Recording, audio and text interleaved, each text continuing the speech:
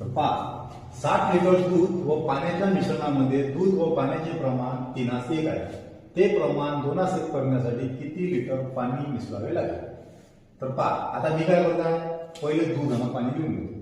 दूध व पाणी याचं प्रमाण किती आहे? 3:1 आहे.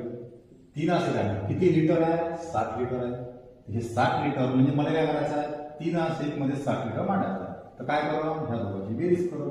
दोघांची बेरीज झाली 4, याला भागल्या जाते. एका युनिटची व्हॅल्यू किती आली? 15 लिटर.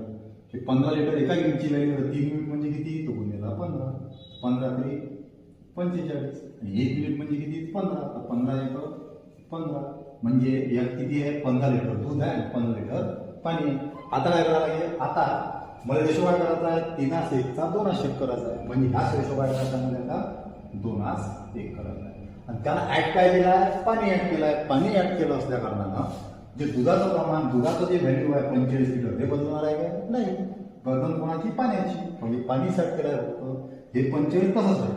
हे 45 तसं राहील. मी तर काय म्हणू शकतो, 45 म्हणजे 2 त्याच्यात म्हणजे किती सरळ तर म्हणजे हे झालं 45 असे असेल. आणि 1 म्हणजे कितीचा घरात असेल? 2च्या 1 किती आहे? अर्धा आहे.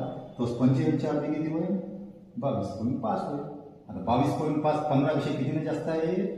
7.5 ने जास्त आहे. म्हणजे किती लिटर पाणी ऍड केलं मी? 7.5 लिटर. म्हणजे याचा ऑप्शन काय आहे? दुसरं. अशाच प्रकारचे शॉर्ट ट्रिक्स पाहण्यासाठी माझ्या चॅनलला सबस्क्राईब करा, लाईक करा आणि शेअर करा. थँक्यू.